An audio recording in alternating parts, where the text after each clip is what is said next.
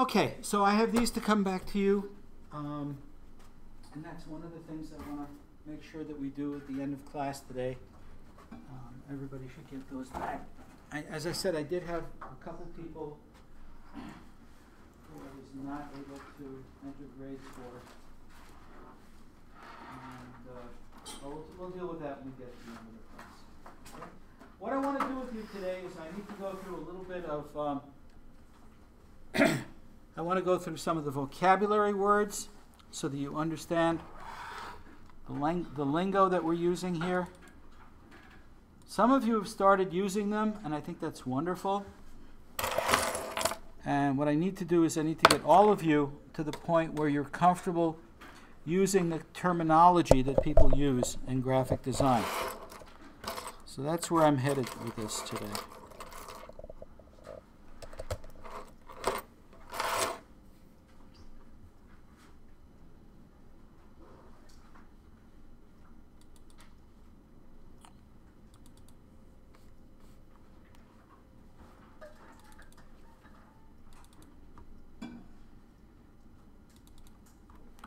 So while this is coming up, tell me what you learned from the doing the assignment of looking at your resume.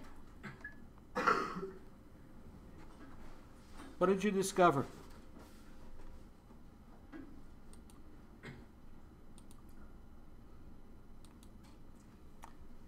Anybody? What did you learn? Okay, when you say awful, what made you go yuck? Well, first of all, I realized that I used times font. Times, and you weren't happy with times. No. It looks what, old-fashioned? Boring. Boring. Just, yeah. Okay. Times is there's nothing really wrong with times, except that it's old-fashioned. It's been around for so many years. So what do you like better? Did you pick a different font? I haven't really narrowed it down. I've got a couple that I Okay. like. All right. Keep thinking. Keep thinking. What'd you find? I found that I kind of used bold, italics, underline a little bit. Bold, italics, underline? Wrongly. Yeah, and red with a colon after it? No? and 3 points larger? Yeah. So you're emphasizing the wrong things or the overemphasizing? I used it incorrectly. Just underline things that showed up or italicizing the sound sense too many things. Yeah. The less of the emphasis. Yeah. Okay. What'd you discover? I had a few elements that were sort of just like one on the left, but then one on the right. It wasn't like aligned properly. I had some things that just I aligned them to the right, but they weren't perfectly straight. Yeah, and you notice that now. Yeah. See, I made you a maniac. Yeah. I'm sorry. No, it's good. It's going to drive you crazy for the rest of your life if things aren't lined up. Yeah. Any other things that you noticed? Anybody see too many? What did you see? I noticed I had some bold words. Yeah. Like didn't really add any value to anything. Yeah, but they made you feel better when you put them in there. Yeah. So, okay, so now you're a little older, a little wiser. What'd you find? I just had a lot of indentation. A lot of indents, yeah. I think that outline with Yeah. bullets, then with a huge space between the bullet and the word. Yeah, so that annoys you now too, right? Yeah. Okay, we'll talk a little bit about indenting because it's an important part of getting a page that looks good. So we're going to go through all of this stuff. And I'll collect those at the end of class as well. All right? So, some of the words in the glossary for this week. The lead, L-E-D-E. This is the way journalists spell lead, L-E-A-D. They think they're special, so they've got a special spelling for it. It's the opening paragraph.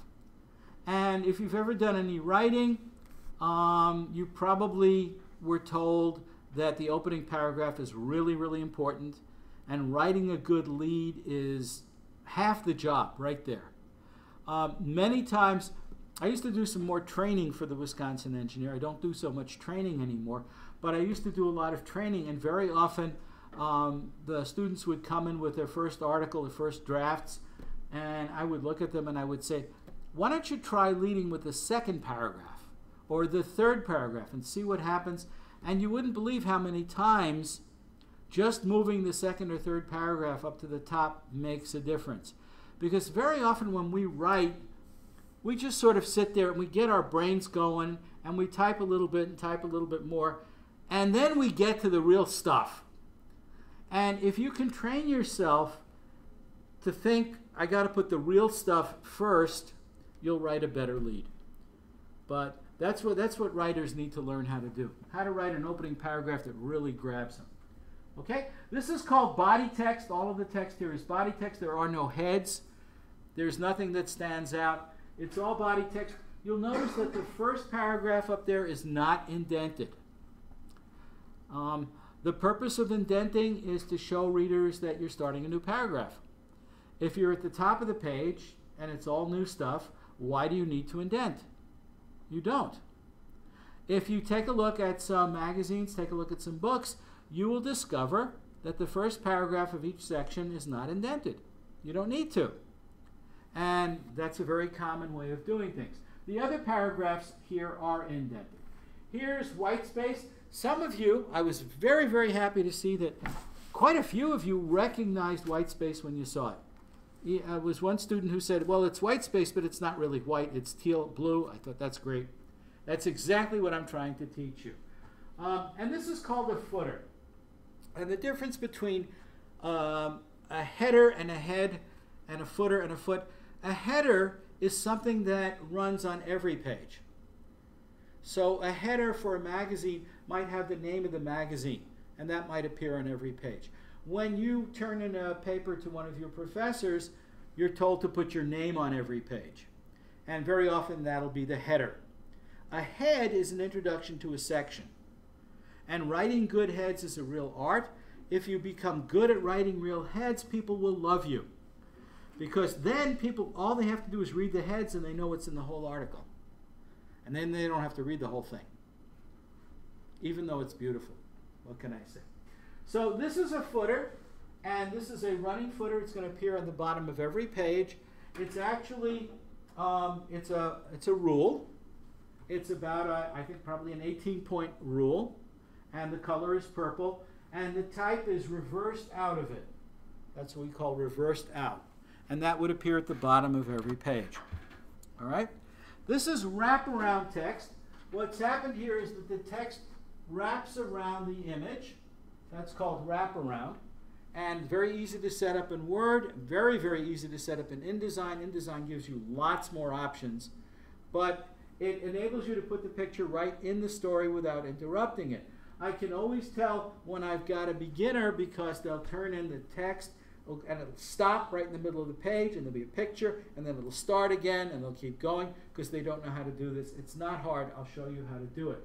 The trick is to leave enough, what do you call that stuff again? Oh yeah, white space around the image so that things don't go crashing into one another. This is the caption. It tells you what you're looking at. And this is called a credit line. It tells you who took the photograph. And you're supposed to do that as a professional.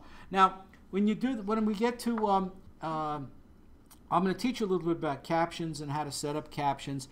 The APA style for a caption is similar to the APA style for citing other sources.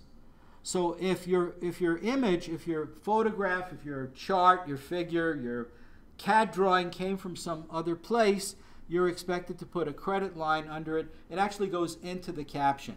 You put the credit. All right? Some other things. All right? This gray box on the side here is what we call a sidebar. It's like an appendix. It has additional information. Very often if you read a magazine article and they have more information that they want to talk about, but they don't want to stop the flow of the article, they'll put it into a sidebar. All right? This is a rule, obviously, and here's a logo. Logo is short for logotype, and it's an emblem, a symbol that represents a particular company. All right? Now, the end of an article, you can have any number of things. One of the things that's often used is a cutoff rule. And a rule, you know, is what printers call a line, and a cutoff rule is something that cuts off one story from the next. Don't overuse cutoff rules. That's a really good thing to. The first time I learned about this, I thought, oh, great. And I had cutoff rules all over the place. Too much. Don't overdo it. Usually, a half point is enough. Hairline is, at least one of you folks discovered an article that was separated with hairlines. But usually a little bit more, a thicker line is used.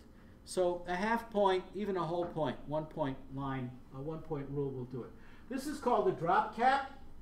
It's an initial letter that starts an article, and it visually tells the reader, I'm starting a new paragraph and perhaps a new part of the article. All right? Clip art probably should be avoided because it's really trite and cliched. But there's an example of one of the Microsoft clip art things. It's got the big question mark with a shadow. Very scary. Very, very scary. This is a bullet list. These items are separated from one another. There's a little extra space between them, as you'll notice, and there's a bullet before each number. The bullet is it doesn't have to be a round dot. It can be just about any symbol or shape. And in fact, I will show you how you can actually take a picture of your face and use it as a bullet. Don't do this in your resume, okay? But in other places, it might be a very cool thing to do. All right. Widows and orphans. I'm going to teach you a lot more about this, but I think just to give you a general idea of what we're talking about. You see the one word at the top of the page? Isn't that annoying? What do you think happened when the person turned the page? What do you think they were doing in their head? They were reciting the sentence so they didn't forget where they were, and they got to the next page and they got to the word cosmos. Oh, great. That's called a widow, and we try to get rid of those. We try to avoid those. I'll show you several different techniques for getting rid of widows. Here's a head. Here's one head. Starts this section. Here's another head. Where's the rest of the article? It's on the next page. This poor lad is an orphan. Okay? You try not to do that. You try to have heads stick to the text to which they apply. Here's a section head over here. How can you tell it's a section head? Well, it's bigger, it's bolder, it's a different typeface, and there's extra space above it and extra space below it. This is called a byline. That's the name of the author. And in this particular example, I just set it on the right-hand side, flush right, just to set it off a little bit. And that's it. Okay, you with me? All right. I have a little bit more to talk to you about resumes, and then I want to go to lists. And I think maybe, I don't know how much farther I'm going to get today. We shall see.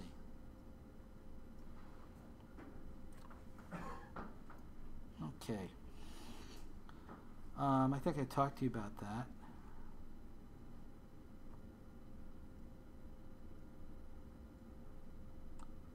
We talked about headings, right? I don't know if I showed you this before. This is an example of a heading. This is the heading for my resume. And I've got my name and a street address and city over on the left. Why do I have those three together? What's the rule? Proximity. Thank you. Have an apple. He gets the first apple of the day. And then after you pick your apple, you can pass it. All right. And then I've got over on the other side, I've got my daytime phone, evenings and weekends, my email, my LinkedIn page, and you'll notice that these are all flush right. This is called a QR square, and you can, people who have smartphones can use it to get extra information. I think it's a really cool thing to have one of those on your resume, because then all you have to do is take a phone, and all of a sudden you are in their phone. It's like getting in through the back door, and there you are. And then over here, I didn't call it education because I wasn't that well educated. I call it academic history. And that's where I put my degrees. All right. Oh, wait. I just want to show you something else. You notice what color I made this?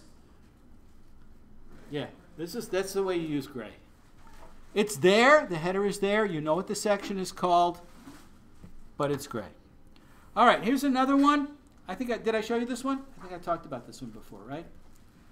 Okay. Because you move We talked about objectives. Here are 2 objectives. Tell me what you think of this. Kelly Sorrell wrote, to obtain a co-op with J.H. Findorf and Sons for the summer and fall of 2014, where my civil engineering education, problem-solving skills, and leadership experience will make a positive contribution to the company.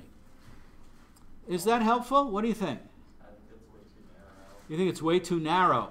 Yeah, I think so too. These are not gonna. This is a custom resume that only goes to one customer.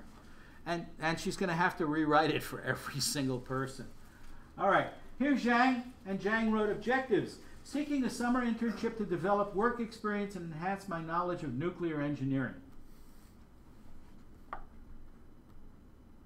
Okay, this is my problem with this one. My problem with this one is that Zhang is telling them what they can do for him, not what he can do for them. And why do they want to hire you? Because they're going to do you a favor? They're going to hire you because you're going to work for them. So why would you tell them that I'm going to work for you so I can get work experience? All right, you don't want to do that in a job application letter either. All right, we did this stuff. We went through that. Work experience. Okay, languages. I didn't do this one because I blew this one on last week. Some people ask, how do you put down the various levels of competency in terms of your language skills? And there actually is a hierarchy, and it's a real thing. I looked it up online, so it must be true, right? All right, and it starts out with basic knowledge. So you can say you have basic knowledge of French. They said that's the equivalent of 100 level courses. You can speak simple phrases. Bon appetit. Right? Now I'm French.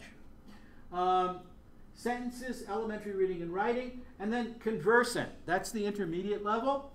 You can talk about yourself. You can talk about family members. You can ask and answer questions. Proficient, well advanced, less than native or fluent speaker. Fluent means you have a high level. It's fluid speech. You don't have to stop and think about the right word. You know what you want to say. And you can talk about fluent reading, fluent writing, fluent comprehension, and fluent speaking. And then the next level is native language or native speaker. And bilingual means that you are completely at home in 2 languages at the same time. So those are the different levels. You'll have to decide. If you put one of these down and all of a sudden somebody from China walks in and starts talking to you and you don't understand what they're saying, goodbye job. Okay, we talked about those things. Honors and awards, you should always put these things down. Students sometimes laugh when I tell them about Eagle Scout. You would not believe the reaction of some recruiters when they discover that you were an Eagle Scout. Because they were an Eagle Scout too, and they think that's really cool. I'm sorry, female students. I have never found a real equivalent to this. But what you might try, have you been in 4-H? You in 4-H? Okay, try the 4-H thing. An amazing number of engineering women who've actually moved up to positions of authority have a 4-H background. I would play it up. It's a good way to go. All right, references. If they ask you for references, of course, send them. Otherwise, wait for them to ask you. What you need to do is have a list. A list of people who can testify to your ability to do different things in different situations. You're going to need at least one professor who knows your skills as an engineer. You probably need another professor who can talk about your skills in the lab setting or working independently. You should have a professor who can write about your communication skills. Can you think of anybody who might know about your communication skills? It could be me. Okay? But you want to have a bunch of these things because when you go in there and the interviewer says to you, can you give us the names of some references? You can say, yes, I have a number of people who can attest to my skills. this one can talk about my communication skills. This one knows about my math skills. This one knows about my problem-solving skills. This one watched me in a leadership setting. Which one would you like? And it makes you look really, really good. Just make sure that you ask first. Don't just put somebody's name down. A few years ago, I got a call from a company. They wanted a reference for a woman named Stacy. And I thought. I'm sorry, I don't have a student named Stacy. I don't even remember having a student named Stacy. I can't give you a reference. So, about 10 minutes later, the phone rings. Oh my God, Professor Zwickle, don't you remember me?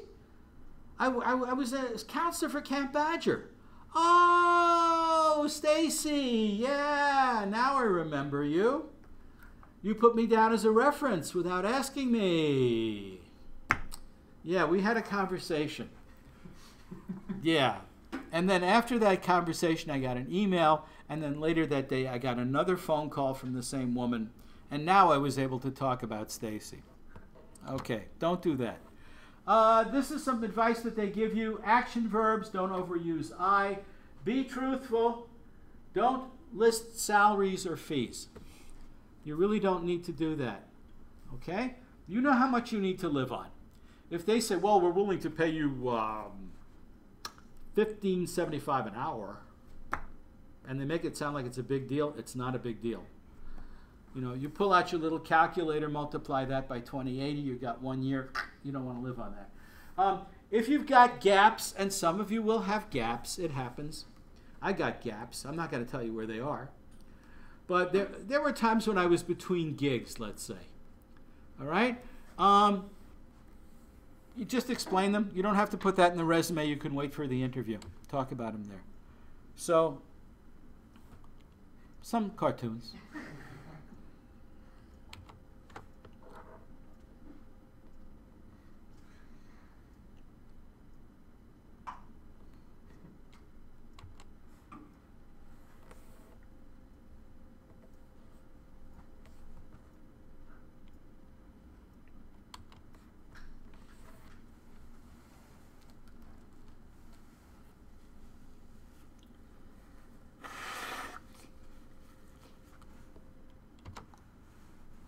And then I've got some examples that I'm not going to go through today because I want to go back to this next one over here, a resume redesign.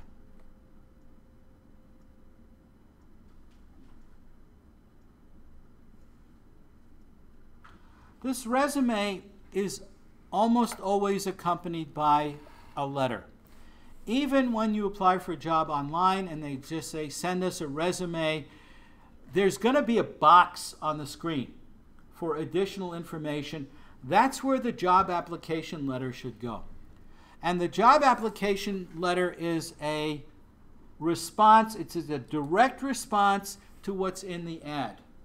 And if you were in my 397 class, I would teach you how to spec out a job ad. Going through it point by point, looking for keywords. Okay? If they use the word design 7 times in the ad, do you think it might be a good idea for you to talk about your experience doing design? Of course! But you have to look for these things. And you really need to learn the technique of going through the ad and trying to figure out what kinds of things are important to them. You have to assume if they put it in the ad, it was for a reason.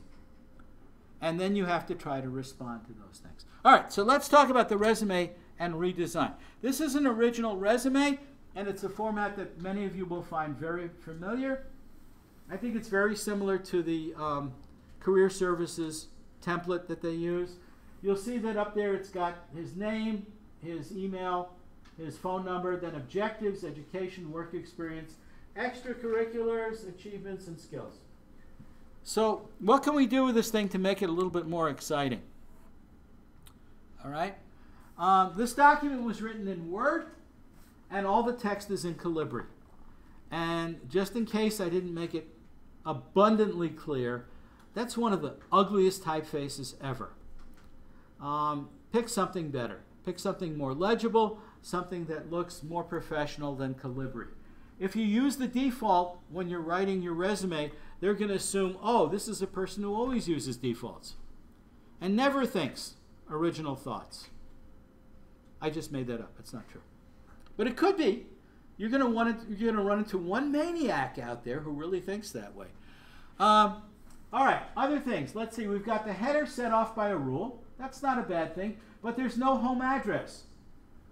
Okay? I know you live in a paperless world. You never get mail anymore.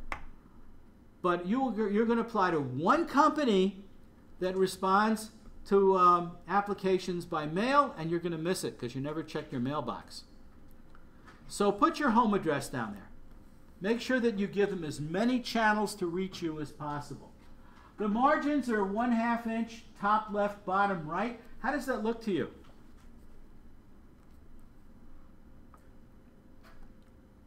What's the word I'm looking for? You're going to get another apple, aren't you? He's thinking it. What are you thinking? More white space? I knew you were thinking that. Yeah, it needs more white space. Absolutely. All right, the objective explains what employers can do for Jeremy. Seeking a summer internship to develop work experience and enhance my knowledge of nuclear engineering. Then, education, look what he writes. UW of Madison, comma, Madison, comma, WI. All right? That's not right. That's not right. I think you should write out the word Wisconsin, and I will tell you why. I've had people who did not know their geography, and some of them were actually Americans who should know better. And when I told them that I lived in Wisconsin, they say, oh, you must love it up there in the Rocky Mountains. Yeah, they thought it was Wyoming. Doesn't Wyoming start with WI? And of course, I always say, no, it's the West Indies. Right? Don't assume that. Write it out. Job titles and dates are hard to find. So how do you find out where he was employed?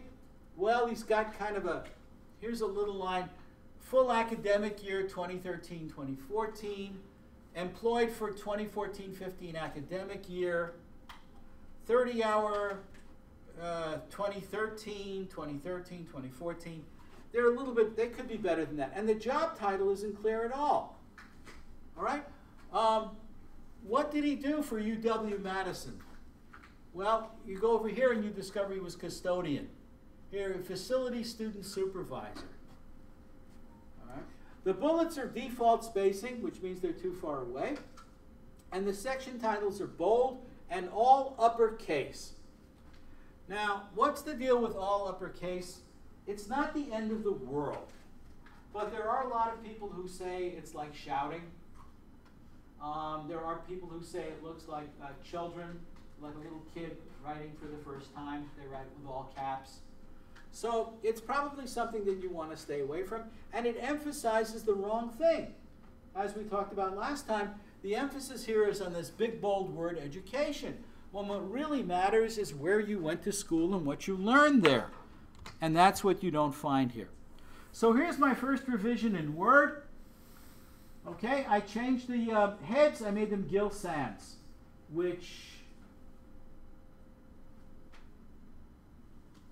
and I made them gray. So you can see them. They're still there, but I don't like the spacing. I just realized I'm looking at this and I don't like the spacing. This word, achievements, is very close to this bullet item here, but this one is way too far away. See, I'm a maniac too. All right? So that's not right. I would have to fix that. The objective is gone. The rule at the top is gone. The margins are now 1 inch. Top, left, bottom, and right. More white space. Looks more concise. Looks easier to read when you do it that way. The job titles are in Gill Sans. Jobs are indented 1 pica, 6 points before. So there's a little extra space here, a little extra space there. That helps. The dates follow the leader dots. These dots that you can use with tabs are called leader dots. They lead the eye across the page. And I can show you how to set them up. Very easy in Word, even easier in InDesign if you know what you're doing. You have to find the right panel to pull down, but not hard at all. I used, instead of using those little round bullets, I made it a gray square. I don't know why I put diamond over here. This is the diamond. This is the square. I used a gray square over there. The section heads are Gill Sans bold, 50% K. Now this is how you explain gray. Printers don't use gray ink. What they use is black ink, which on a screen. They call it screening it. And by screening it, instead of printing it solid black, they print it with tiny little itty-bitty black dots. And you can see the white and the black together, and it fools your eye, this is Gestalt theory, into seeing gray. So the way you write gray, here it's 50% K. K stands for black. 50% K is gray. Uppercase, lowercase, 6 points before. And that's my first revision of this thing. This is what it looks like. What do you think? Neater? Easier to read? Okay. That's what I'm shooting for. When we get to InDesign, I've got some of these in InDesign that I will show you as well. All right, we need to move on to lists. How am I doing on time? I am fine on time here. Okay. Lists are really, really cool. You can do many, many things with lists. Your resume is usually nothing more than a whole series of lists. But there are a lot of other places where you can use lists, and they work really, really well. You can try using them in some of your academic writing, especially when you want your professor to see very quickly that you covered a lot of stuff. You can try making a list. That may work there. But there are other places also where they really help readers see very quickly what it is you're trying to look at. So this presentation, I'll talk about using lists in documents, when to use them, types of lists, and then how to format them. So, using lists. You can have text. You can have graphics. Lists are sort of in the middle between text and graphics. They're text that's set in such a way that it almost looks like a picture more than a big block of text. Okay? Did I give you guys the napkins that I was so careful to bring out here? That I put down where? Because I see everybody's having trouble with sticky out. Oh, I'm sorry. Please make sure everybody gets a napkin now. Okay. Is that better? Yeah? You happier now? Okay. All right. So this is what it would look like. Here's the big text, right? And then over here you can see that we've got... Don't beep at me. Here's a bullet list, and here's text. Notice how much easier this is to read? Notice how more inviting that is? Okay? That's why you use lists. Easy way to give people information. Usually you don't use whole sentences when you're using lists. Usually, but there are exceptions to that. There are times when you do. Most of the time people don't want to read long sentences. They want just a phrase or a keyword. Outlines are definitely a form of list. And whenever you give a set of instructions, it's always a good idea to make it in the form of a list. Numbered steps, right, that people can check off as they go through the set of instructions. So times to use them, well, whenever the information you've got is in discrete parts, that's a good time to use them. Usually you want to have different items and each one starts a new line. Okay, typography is what you use to make them visual, easily visible. Notice here I've got a list, a bullet list in PowerPoint. This is one of the things that PowerPoint's really good at. And the way I make it easy for people to see is by putting a lot of space between bullet items. Very easy to follow. If I crammed all this stuff together, it would look like a big mass of text. By spreading it out, I make it easier for people to see. You've got a list of examples. That's one place you can use a list. You've got a list of reasons why you made a decision. This is a really good thing. Sometimes you want to put that up front. The best technical writing, as you probably learned in your 397 class, is results up front. You put the most important, there's no suspense in technical writing. All right? I know you like to read a good book. You got a mystery novel. At the beginning, you got a body in the library, and it's shut, and it's locked, and there's no sign of forced entry, and there are no footprints in the garden, even though it rained the night before, and no way of knowing who committed the murder. 280 pages later, the great detective shows up in the family room and says, "Now I know who murdered Monsieur Javert. It was you." Okay, and this is how I know. Technical writing is the exact opposite. You start out by saying we did an analysis of the scene and we know that Monsieur Javert was murdered by you, or whoever it is. Okay, and this is how we know. No mystery. Very boring. Sorry. Nobody ever picks up good technical writing to see how it comes out. It should be right there in the first paragraph. I'm sorry. Did I spoil that for you? No. No, because you knew all this stuff anyway. All right.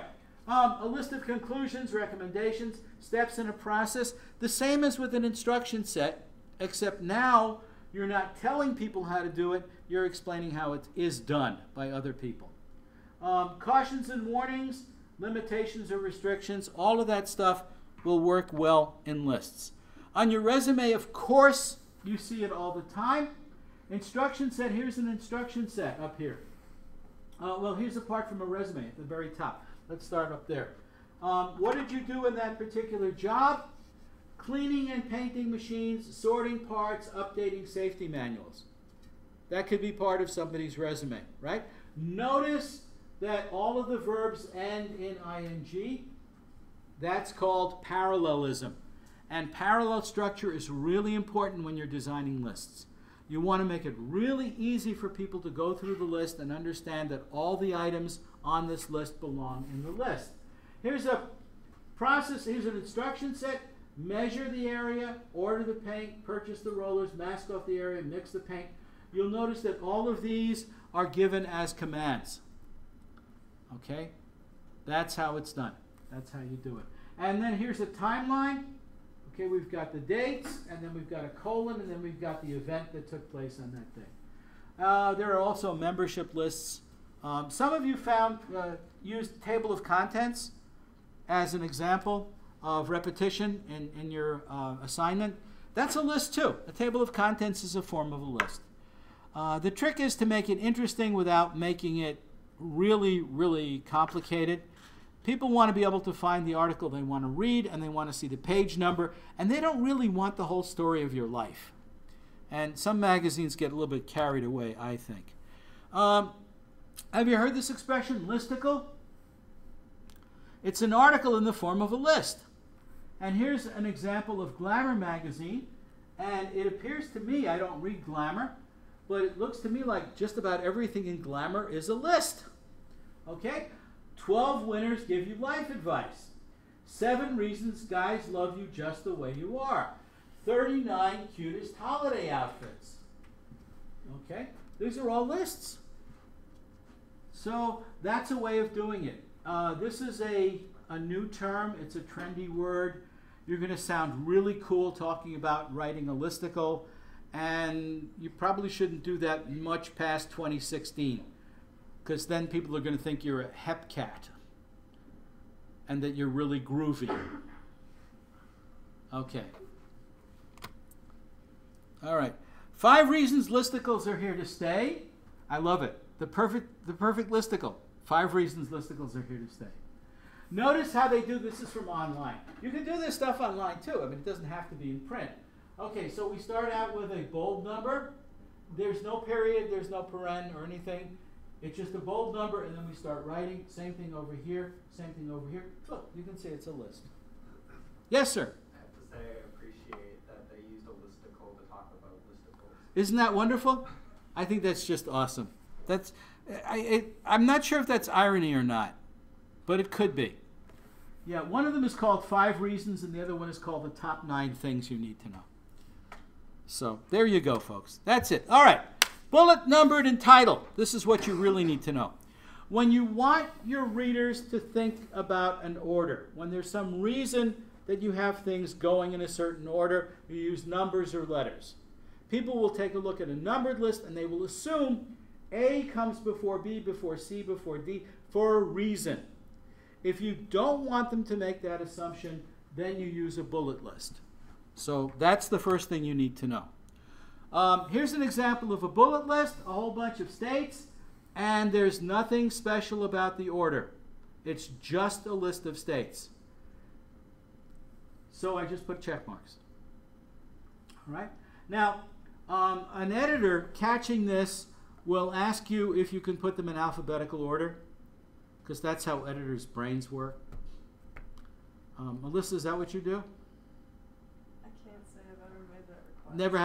Never had to deal with it. Okay, but a lot of editors, they get very compulsive about that sort of thing, and they want everything to be in alphabetical order. But there's no reason why you couldn't. All right? You can use, there are all these different typefaces. You've got Zaftingbats, you've got Wingdings, you've got Webdings. You've probably seen these things, the fonts that are available to you through Word. You can use them to get a whole bunch of these things. And this is what you can do with PowerPoint.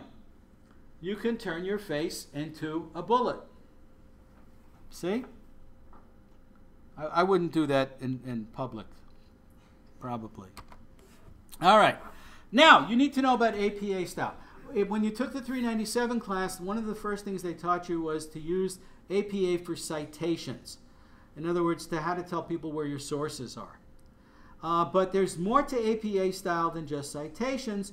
And if you get a fussy professor, or if you want to get published in any of the journals that follows APA style, you need to know what the APA style is. So the APA style says, in terms of bullets, any symbol may be used for bullets. So theoretically, my face actually could be used in an APA article. I think they wouldn't like that, though. If you use a full sentence for each item in the list, you're supposed to capitalize the first word. Add appropriate punctuation at the end. They don't tell you what that means. So for most of you, that's going to be a period. That'll do it. And they tell you to double space lists. They want more space between lines of type for lists. That's the APA style. If you use a numbered list, the APA style says, items can be single sentences or full paragraphs. What I would probably tell you not to use a list that's got full paragraphs. I think that's going to get very confusing. If it's a full paragraph, that means you're really expanding on an idea. And it's a paragraph, not a list. So I would urge you not to use lists for stuff that's that long. If you've got full sentences, capitalize the first word. Again, appropriate punctuation. And again, double-spaced lists. So that's what they expect. Here's a list with numbers. And as soon as people see this, they're going to think apples are better in some way than peaches, bananas, and far, far better than plums. I don't know why. But that's what people are going to think when they see a list like this. Word gives you a whole bunch of numbering options. And I'll show you how to do this. Probably not today, maybe next time. You can pull down this number thing. You just go under where you see a little box that looks something like that, and you click on that. Right next to it there's an arrow that'll pull down this menu. And you can see that they've got some defaults here. They've got numbers followed by decimal, nothing, parentheses, circle numbers. This is actually built into the typeface. It's built into the font, which you may or may not have on your computer. Maybe. Here, capital letters with periods, lowercase letters with periods, lowercase with parens, and then Roman numerals, capital Roman numerals, lowercase Roman numerals. So you can use those things as well. You can, of course, you can't do this with numbering, but with bullets you can create your own bullet. You can choose the color that you want it to be. If for some reason you want the numbering or lettering to be a different size than the body text, you can change it. So for example, let's say it's a really important list and you want extra space between lines. This is a sneaky way of doing it. Simply increase the size of the number and it'll add extra leading between paragraphs. All right? You don't have to start at 1 if you don't want to, but you should know that unless you are a mathematician, you always start with 1. And now I'm going to tell a mathematics joke. This is the only mathematics joke I know, and I'm not a professional comedian, so I try very hard to do this as best I can. A mathematician and his wife go to the airport, and they're getting ready to get on their plane, and his wife says, honey, I have to go to the ladies' room. Can you watch the bags? And he says, sure. And then she turns to him, because she knows he's a mathematician. She says, please, honey, we have 7 bags. Make sure that you don't lose track of our 7 bags. And then she goes off to the ladies' room. She comes back a couple minutes later, and he's standing there. I don't know. She says, what's wrong? He says, there's a bag missing. And she says, no, they're all here. He says, no, I counted them. 0, 1, 2. Thank you very much. Okay, this is why I don't do stand-up. Not good at that sort of thing. All right, a titled list. This is another tool you can use. This is one of the things that I tell students when they do the proposal in EPD 397, is that you've got a bunch of different options that you're going to give the reader. Different solutions to the problem. You could number them if you want. If you talk about option 1, option 3, option 4, whatever it is, that's fine. But you know what's going to happen 3 or 4 pages later? They're going to forget which one is which. And you don't really want to make readers work too hard. My solution to that is, instead of giving them numbers or letters, is to give each option a name. So these are our options: the big church wedding, the home wedding, the small and private, and my personal favorite, elope. All right? And then you can discuss these in the text as you want. These heads, this is a sort of a hanging indent run-in head that I've used here. The run-in head, I think I mentioned this before, but it's the idea that the head is not separate. It's actually part of the paragraph. There's just something different about it.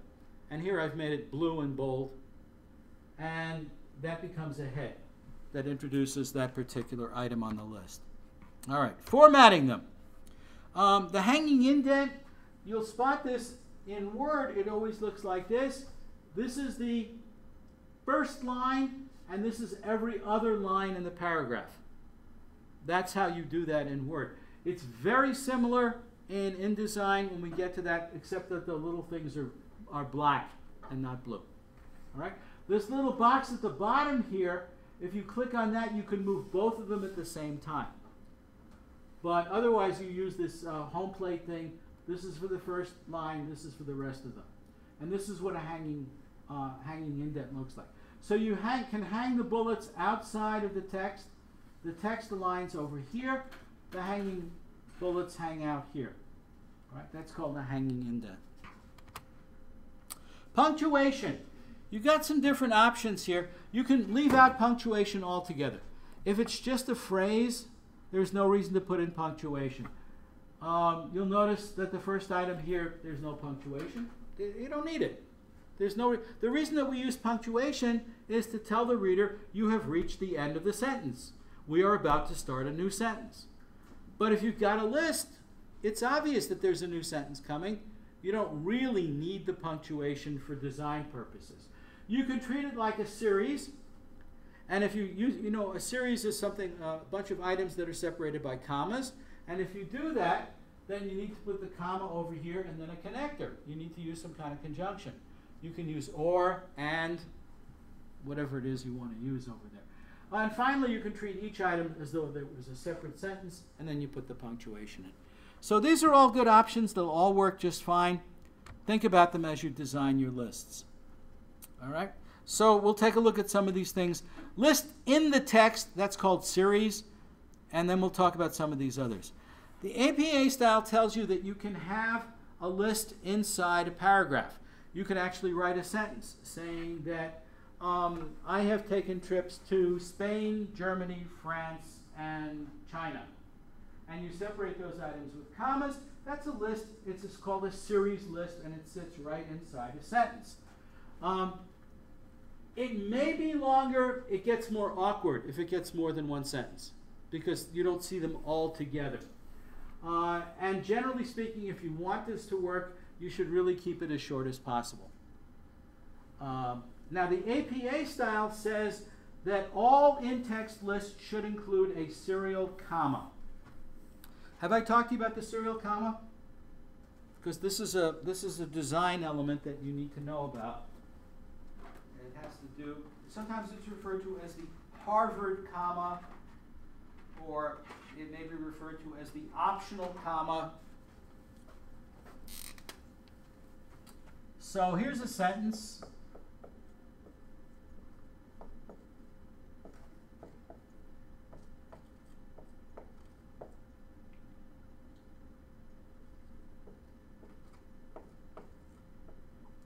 Now, you may have been told in school that you don't really need this comma, and you can leave it out. But what I tell engineers is this. Think of it as a mathematical formula. What's going to happen if somebody reads this is they're going to look at C and D as being a single numerical term. Did you get it? Okay. So for our purposes, for engineering purposes, I don't let my students consider it optional. It can't be optional. It's mandatory. You've got to have that comma in there. Otherwise, it isn't going to make sense. All right? Your Wisconsin engineer makes me crazy. I know. Because in your style sheet, it's not required. I've actually brought that up. Good. Nobody cares as much as me. I'll back you up. I'll back you on that one 100%. Absolutely, I'll back you on that one. All right, labeling a list. Make sure that people understand there should be some kind of lead into the list so people know what the list is.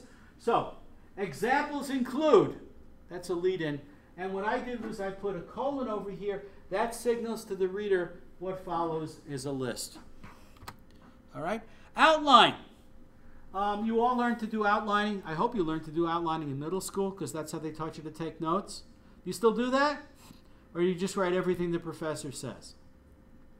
If you've got a really good professor, if you could ever see the professor's notes, they should look like this because this is a really well-organized lecture. Unfortunately, some of your profs just tend to talk at random. I took a course in law school called Constitutional Law. And the rest of the class, they were crazy about this teacher. They thought she was just brilliant. Her explanation of why we have constitutional rights for this and we don't have rights, they thought she was just... And I looked at my notes and I couldn't make head or tail out of them. They didn't make any sense at all. I started listening more carefully. The woman never spoke in a complete sentence. She would start off by saying, well, the 14th Amendment, but not all of our rights are contained. And you have to think back to when before the Civil War and it was completely different. And nowadays, and I was writing all of this stuff down. It was like stream of consciousness. Not good in law school. You can't go to court and say to the judge, well, Your Honor, you should let my client off because, well, you know, a lot of things happen. The law isn't clear on this. There used to be, well, once upon a time there was a... no, not going to work. If you go into the outline view in Word, it automatically does this for you. Has anybody here tried using the outline view in Word? Well, why don't you use it? No? You didn't know it was there? You know it was there. You just don't use it. It's very clunky. It is really, really clunky. It's not a smooth system. I used to use it all the time, and then I tried turning my outline into narrative. Doesn't work very well. Word's not good at that. But it's there if you just want an outline. It's not a bad place to start. Okay. We talked a little bit about this before. This is where it's important. When you use a list that consists of phrases or clauses, each item on the list has to have the same part of speech. So, in your resume or any list, to facilitate, to coordinate, this is called the infinitive. If it was a job you had last year, you write it all in the past tense. All right? And you can also use the gerund if you want. APA style insists that all items should be syntactically and conceptually parallel. That's what they say. All right. Other things that people do with lists. I'm always looking for ways of cutting down on the amount of ink on the page. The less ink, the clearer the writing is, the easier it is to understand. There's nothing wrong with this list of tools, except why bother? It's a list of steel twist drill bits. What sizes do I need? Boom, there they are. Why do I need to repeat the same information over and over and over again? The same thing goes for a list of costs. Not every item has to have dollar signs. And let's face it, pennies, does anybody here really care about pennies anymore? Probably not. Leave off the pennies. Start with the dollars if they're not really necessary. Why do you need the extra zeros? What's the point of doing that? Keep it simple. All right? So here's one from a resume. What was your job? Creating, developing, writing, advising, supervising. Very simple. Straightforward. Instruction set. Parallel structure. Okay? Check the power source, examine the cables, review the startup, make sure the tapes, hit restart. All right? So finally, some tips about lists. Comparable items, yes. So if it's a list of tools, you don't want to put in something like, well, what would not be a tool? Paper to take notes on. That's not a tool. That's supplies, right? Or somebody to hold the other end while I'm painting it. That's not a tool. Well, it might be a tool, but that's labor. That goes under the category of labor. So you want to make sure that they're comparable. Parallel structure, yes. Words, phrases, very short sentences. Transitions before and after lists. So you introduce the list, you have the list, and then after the list, you discuss, you wrap it up with a sentence. Bullets when rank isn't important, and don't overuse them. This is exactly what I tell students in the presentations class when they're learning to use PowerPoint effectively, because this is how to use PowerPoint. PowerPoint is really good at short, simple lists. The problem with PowerPoint is that people put this up and that's the whole presentation. And that doesn't work. You need to talk about each item on the list. You need to explain it and explore it. And that's what makes the presentation worthwhile. All right? So this is how you fit it into the rest of the text. You introduce it with a sentence that ends with a colon, and then you have the list. And generally speaking, you can add a little space before the list, a little space between list items, and a little space after the list. I wrote a textbook on technical presentations a few years ago, and in that textbook, I used lists. I used a variety of different bullet lists. And so we had list items.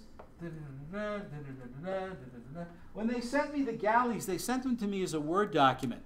Apparently the designer likes working in Word. That's fine. I had the Word document and I was, looking at it and really studying it, and I realized that the designer had come up with different styles for the bullet lists. All right, now I talked to you a little bit about styles last time. A style is a template. So for example, here's a style. This is Bookman, bold, flush left, no indent. That's a style. All right, here's a bullet list style. It's got a dash and then a space, and then it's bold and it's hanging indent. Okay, so you see how that works? That's called a style. All the things on this screen fit into that style. So I looked at this and I thought, oh, well, there's a bullet style in there, and I discovered there are 3 bullet styles in here. Bullet style number 1 is the first item on a list, regardless of how long the list is. It could be 3 items or 20 items, it doesn't matter. And there's extra space added before the first list item. All right? Second item on the list, item number 2 through 10,000, however long, don't make a 10,000 line list, but however long the list is, this was a separate style for intermediate. And then the third one, there was a separate style for the last item on the list. And this one had extra space after it. So this had 3 points of leading before, this had 3 points of leading after. And he made 3 different styles for lists. And he had 2 different kinds of lists in the book. So that was 6 styles right there. He had a lot of different styles. Probably too many. I probably wouldn't have that many. All right, so this is what it looks like. Be sure to pack the following for your trip to California: colon, bullet list item, item, item, item, item, item. I tried to add the little extra spacing in PowerPoint, and nah, not good, not good. All right. Discussing them, you can discuss them by name or you can discuss them by number or letter. I talked before about using titles. Here's an example. Here's a numbered list 5 potential solutions were evaluated. 1 is barnyard runoff management. 2, 3, 4, 5. Proposed solution. After thorough analysis of the 5 potential solutions, the most economically feasible and lowest risk solution is 4. To construct and run a pilot project that mimics a native south central Wisconsin wetland. So that's a fine old thing to do, except I would, if I were doing this myself, if I were writing it, I would probably make the solution that I'm going to propose would probably be number 1. Because I believe in putting the most important thing up at the beginning. But I could see where you might, if these two things are comparable, then maybe you want to keep them together some way. And you'll have to decide what works best for you. All right? Discussing them. If you don't have a letter or number, give it a title, and this is what that sounds like. We strongly recommend the Finish School Then Hitch Around Europe option for a number of reasons.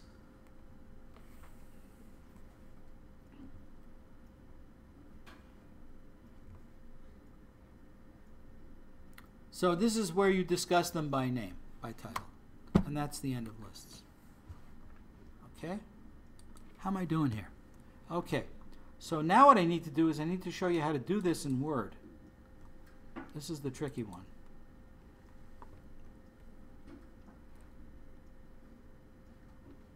Okay.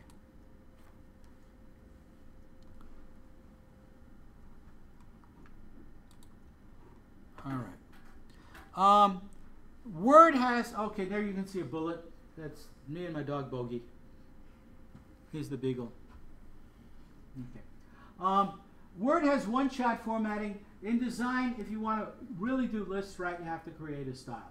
So in InDesign, when we get there, I'll show you, but right now I'm going to work with Word. Here we are under the Home tab, and over here you can see you've got the numbered list and you've got the bullet list, and this is the outline. So we're going to work with the bullet list first, and this is what it will look like if you apply the bullet list to the text. It's got a 1/2 inch indent, and then it's going to indent the list for you. Word assumes that that's what you want, unless you tell it differently. And that's what happened to you on the resume. If you just hit that button, that's why you got those deep indents. You can change that if you want. Formatting them, here's how you do it. You go to the Home tab under Paragraph and select the text that you want to work with. Okay? And then you click Bullet or Numbering, whichever one you want to use, and that will do it for you. It'll give you options. If you pull down this little arrow, down arrow over here, you'll get this. And this will show you bullets that you've used, but also a variety of other things that Bill Gates thinks everybody should have. Okay? He is particularly fond of the crown. And you can tell why. Right? But there are a whole bunch, oh here, and you can always use the Windows logo as a bullet if you want to. All right. Actually, there's a whole bunch of other pictures that you can use in there as well.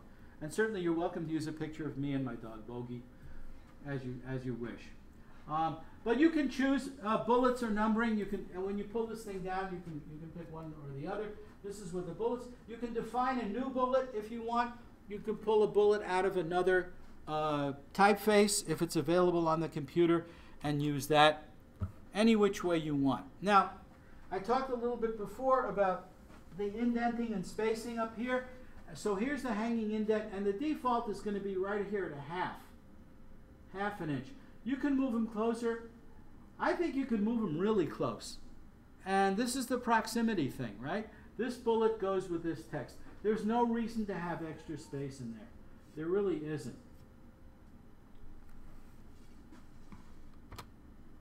Okay. The most time-consuming way of doing it is to create a new style.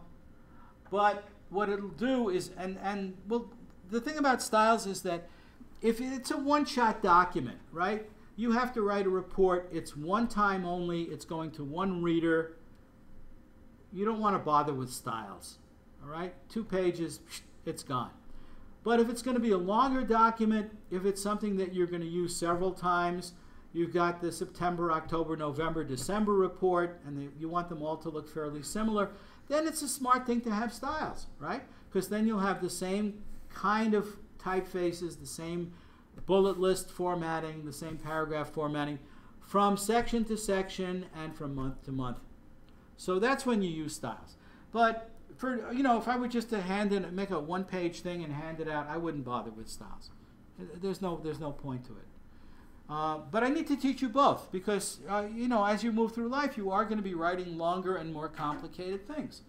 You know, you may get one of those bosses who never wants anything more than 2 pages, or you may get one of those bosses who'd like you to start with the Big Bang. You know, the Big Bang paper. How many people have written the Big Bang paper? Nobody? Okay, this is the Big Bang paper. My thesis statement is wind turbines are the future of energy. Page 1. 14 billion years ago, all matter was concentrated in a tiny little area of space no bigger than my thumb. And then, kaboom! All right? So, by page 25, you've got gaseous matter floating through empty space. By page 50, it's starting to congeal into masses of clouds forming solids, right? Page 147, we now have the formation of stars. 185, we've got the formation of the planets. By page 200, the crust of the Earth has cooled, but the center of the Earth is still molten, and there are still geysers and volcanoes. Page 212, the first life form appears. Right? We're going to keep going and going and going. We get to page 316, and now we have cavemen with making fire, energy. Good. Keep warm winter. Yes? No. Okay. And then you keep progressing, and you finally reach a point, well, the ancient Egyptians had windmills. The ancient Chinese knew how to use wind power. Sailboats have been around for a long time. And finally, page 410, you get to the 1973. If we start with 1859, when Mr. Rockefeller discovered oil in Pennsylvania. Then you get to the internal combustion engine. And finally, then you get to the oil crisis of 1973, when America ran out of oil and there were long lines at the gas station. And then the government starts to encourage people to build wind turbines, right? You're going to get an A on this paper. Right? Because you put in everything. How could you not get an A on that? Your boss at work is going to hate that. Okay? Wind turbines, yes or no? Okay, first paragraph. This is not a good time for us to get involved in wind turbines. The Europeans are way ahead of us. We should wait for better technology to come along, like the ones being developed at GE in Milwaukee right now as we speak. There's no mystery here. The butler did it, man. And this is how we know. Okay? So, let's get back to styles here. And if you're interested in learning about making styles, it's not that hard. You can do it in Word. This is a brief introduction to formatting list styles. You go under the home ribbon. You come over here under styles. They hit it under styles. You can pick one of the defaults. This is how Bill Gates likes to write. He's got defaults for headings. He's got defaults for so-called normal text, for normal people. And there are actually more of these. If you pull this thing down, he's got a whole long list of already pre-canned, pre-planned styles that you can use if you want to. Or you can click on the magic button over here, and that will open up a whole new vista for creating styles. Because this will come up. All right, you'll get this menu over here, and you will get to see a whole bunch of different styles. These are the defaults that have been prepared, and you can certainly choose one of those. But if you want to make your own, you need to click on this little button over here. I need to tell you a little bit more about these various styles that you see up here. You'll see some of them have a paragraph sign, and some of them have the letter A. And some of them have both. The difference is that this particular style, called no spacing, that applies to the entire paragraph. So if you click on the paragraph, and then you come down here and you click on no spacing, it's one of those that will show up at the top there too. The whole paragraph will adopt that style. So if no spacing is Calibri 11 on 12, that's what you'll get. Now the difference between that and the ones that have just the letter A is that the letter A is what they call a character style. So you can select a particular word in the middle of your document, and let's say you wanted to have emphasis. Well, I'm not exactly sure what Bill means by emphasis. He probably means bold. But it could mean italics. It could mean red. It could mean larger. You can do, in fact, you can do anything you want with these, but you should recognize that there are at least two different styles here, and that these things actually mean something. So you come over here and you click on this little button, and this thing pops up, Create New Style from Formatting. And you give it a name, and here I've given it a name. I call it List Bullet A, because I'm not that creative. All right? It's going to be a paragraph style. It's not just a character, it's the whole paragraph that we're going to apply this to. It's based on normal, whatever that is, and the next paragraphs after List Bullet A should also be List Bullet A. I've chosen Georgia, 11, automatic line spacing, left, single spaced, and here's an example of what this is going to look like. All right, and down here they will give you, this is the style. This is what a style sheet looks like. So the name of this style is called List Bullet A, and it's Georgia, indented left, 1/4 of an inch, hanging, 1/4 of an inch, line spacing, single spaced, and it'll tell you, if you slide it down, you can see all the different things that go in there. And when I click on this, add it to the Styles Gallery, this, OK, this thing will show up over here as one of my options. So I can select all the items that I want to have that particular characteristic, click on the style, and they'll all have the same bullet. What happens if I look at it and decide I don't like it? I can come back down here, and I think it's this one over here that allows you to edit the style. So let's say I decide I hate Georgia. I'd much rather have something like Algerian because it's much cooler. And that's how you can do that. You give it a name, and then you're ready to roll. And there it is. List A, right there. Okay. This little button over here will give you a variety of different format tools that you can use. That lets you set the indents and spacing. So you use this paragraph thing here to set the indents. Numbered lists, same deal. I showed you the defaults before, but if you want to do your own numbering format, you can do it over here. You can choose a separate font for formatting. You can change the alignment. It'll give you a little preview screen to show what it looks like. And that's a neat thing. It's one of the few places where Word actually lets you see what you're doing before you do it. With InDesign, there's a little button called Preview on just about every single menu. And that's much, much more helpful. Define a new bullet. You can do that here. You press that button. You can pick a symbol. You can pick a picture. You can pull a character out of a font. And then it'll let you change the character and the size as I showed you before. All right. This is how you create a hanging indent. You go to the paragraph menu, and you can either click on here and let Microsoft figure out what a hanging indent is going to look like. But what it's telling you here is that the left indent, all right, is 0.2. So what will happen when you type with this thing is you'll get, here's my margin, right? So it's going to go, the left indent is over here.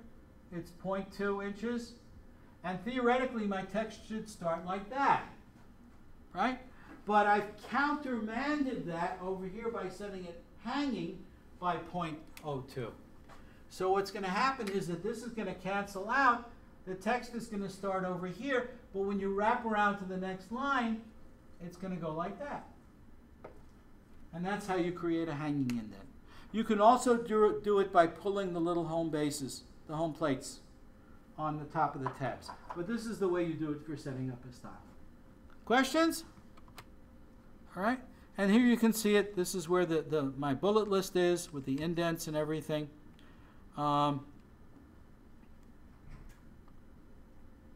Formatting. Okay, one of the things that you need to do with numbering lists, and this is what I'll finish with today. At Microsoft, you start a numbered list, and then you write some more, and you have another numbered list, and son of a gun, it starts with number 6. And how annoying is that? This is how you can change it go to that item that started at number 6 where you really wanted to start it at 1, and you can start with a new number. All right? Start new list and set the value to 1. And that's how you solve that problem. Here it is, start new list. You can start at 2 too. 2 as well. All right? Questions? Problems? All right. I give papers back to people and turn in your homework assignments. And I'll see you back here on Thursday.